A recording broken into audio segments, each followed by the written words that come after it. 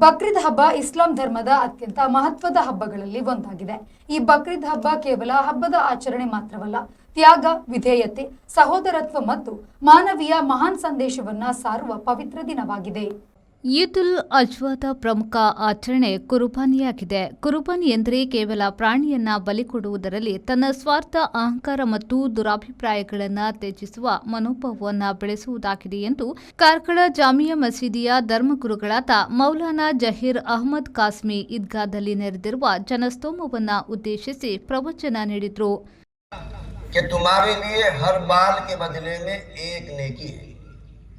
यानी जानवर के बदन पर जितने भी बाल होते हैं तो हर बाल के बदले में तुमको एक नेकी मिलेगी। सहाबे किराम ने फिर पूछा कि अल्लाह के रसूल, हर जानवर के ऊपर तो बाल नहीं होते, कुछ जानवरों के बदन के ऊपर ऊन होती है, उलन, तो उसमें हमें क्या मिलेगा? तो नबी अकरम सल्लल्लाहु अलैहि वसल्लम ने इरशाद फरमाया कि ऊन के भी हर बाल के बदले में तुम्हारे लिए एक नेकी है. ನಂತರ ಕಾರ್ಕಳ ಮುಸ್ಲಿಂ ಜಮಾತ್ನ ಅಧ್ಯಕ್ಷರಾದ ಮೊಹಮ್ಮದ್ ಮುಸ್ತಫಾ ಎಲ್ಲರಿಗೂ ಹಬ್ಬದ ಶುಭಾಶಯವನ್ನ ನೀಡಿದ್ರು.